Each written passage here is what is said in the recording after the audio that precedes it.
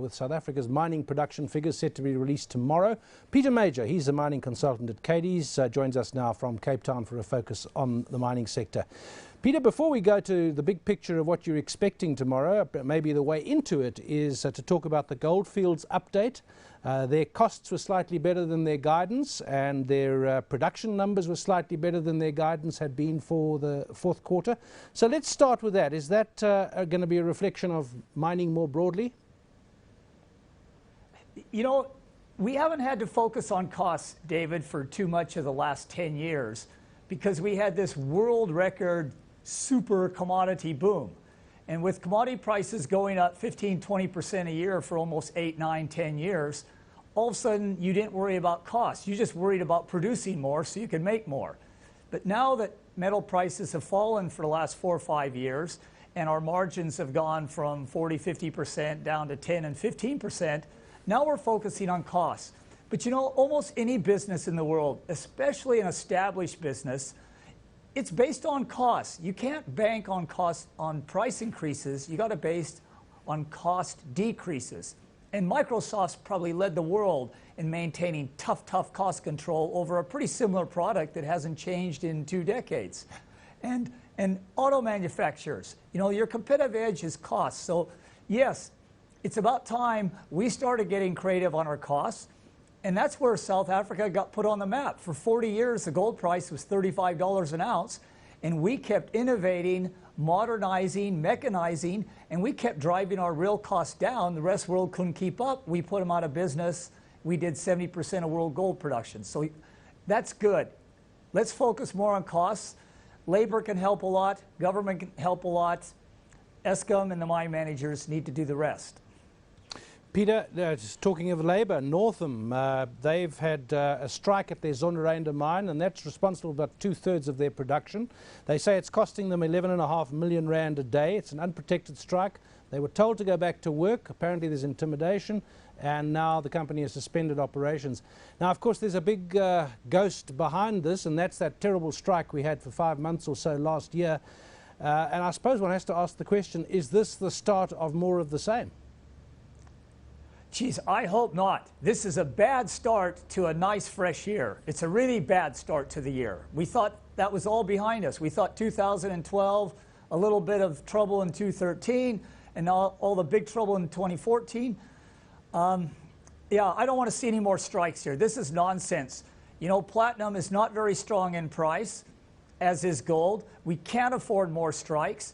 And if this is the NUM trying to get more members by showing AMCU, hey, we can demand more than you guys, it's not a way of surviving. They've got to be working on a different strategy. You can't just keep demanding and be oblivious to the price falls in these metals. And they can't be oblivious to how many underground platinum operations are going to be closing this year. They've got to do all in their power to keep these operations open and growing. Of course, you mentioned AMCU and NUM. Of course, that is a process that's only just begun in a way, the fight for the hearts and minds of the miners. 2 major players on the scene now. AMCU very influential in the Rustenburg platinum area. What about this oil and gas sector bill? Much has been made of the lack of certainty in the policy environment. Now, this bill has been sent back by the President for review. It's quite complicated. The DA says that's a good thing. The Chamber of Mines says we've consulted enough. We need to implement to remove certainty. What's your reading of this? I think this is the wisest, best thing President Zuma has done in many months. I think he realized, with the help of advisors, that here's a nascent, just starting out industry, you know, to bring in foreign investment for oil and gas. It's in a greenfield stage. And to have this monstrous bill that just scared people from even picking up the newspaper or the phone and calling South Africa. So it's good he threw that bill out. It was a horribly destructive, can't think of the proper words, bad bill. It was going to kill an industry that hadn't even really begun here. And yes, the Chamber of Mines, they'd kind of negotiated something they could live with. But it wasn't good for non-existing members of the Chamber of Mines. It wasn't good for non-existing large producer of the Chamber of Mines. So this hasn't done any damage to our mining industry. it can only help it. And it's done huge assistance for a possible oil and gas industry. So that was a good start to the new year. Yeah. Throwing that out for total review. Well, that's good. The new Minister Ramatladi, he seems to have had a more subtle approach to the process and has listened to the industry in this case. I read also of an interesting idea of his that if there are companies divesting, he has a vision of picking up what they get rid of, putting them all together in what I suppose could be called a state minor. I mean, it has a kind of appeal about it to people of a certain ideology. Is it a starter at all? No, I don't think it's a starter. I think there's more pressing problems. You know, mining's a tricky business, as is auto manufacturing, airlines, internet, making computers.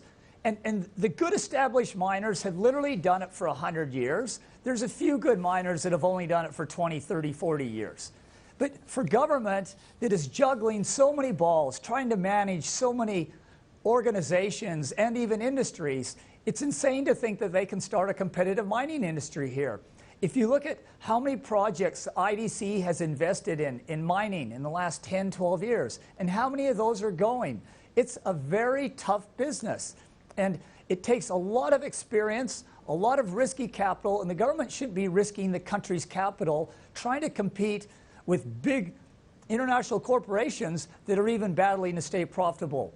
So, no, it's a non-starter, and there's better ways of doing it. You got 6,100 nationalized mines. They're sitting there idle, and many of those mines should be operating with the commodity prices we've got. They should find ways of making those properties attractive to companies that will risk the capital, but not risk the taxpayers' capital. Let private enterprise risk the capital and just have a more benevolent, accommodative, legislative environment. Yep. And hopefully the unions can accommodate by having a better working environment. Peter, and a lot of those mines can be running with... Yeah, sorry, the issues remain, of course, but at the start of a new year, it's tempting to say, well, it could be a new start. As you say, a good start with the rejection of that bill back for review. Is this the year when we're going to get more certainty? And I also think sometimes when the mining industry says it wants certainty, it wants the kind of certainty that it wants. And if policy is hostile to it, it calls it uncertainty. In fact, it's certainty, but they just don't like it. Are we going to get some certainty that is more friendly to the mining industry investors this year?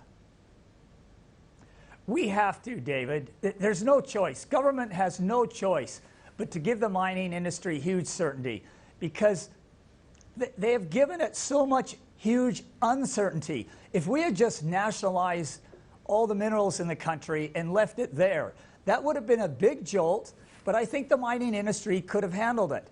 But concurrently with that, you have very dramatic changes in the union attitude towards mines. You have new unions forming that are competing, and they're not even using logic or common sense to accommodate the mining industry. They're going at each other's throats, and the mines are just collateral damage. And then you have this BE legislation, which is a very dramatic piece of legislation. And we're not sure how successful this is any country in the world, because it's risky enough when you get 100% of the equity for your investment. Now you're putting in 100% of the investment, you're getting 74% of the equity. And it's just more and more legislation, layer after layer. Every year you hear about more. You never hear of any of it being simplified. You never hear of any of it being removed. And it has smothered our deep level mining industry. And after it's killed off all the deep level, it'll kill off the mid level. And then it'll start smothering what's left of the surface mines. And it'll be too late. So government's really got to say, we've already killed off 3/4 of the gold industry, 1/4 of the platinum industry by allowing this kind of environment to grow. We better back it up somehow. We better improve it. We better simplify it and make it more rational, more logical, or you won't have any mining here in 10, 15 years. Yeah, as we've said so often before, it might be a sunset industry, gold in particular, but you don't want to make the sun sink faster than it absolutely has to. Thanks, Peter. That's Peter Major. He's mining consultant at Cadiz.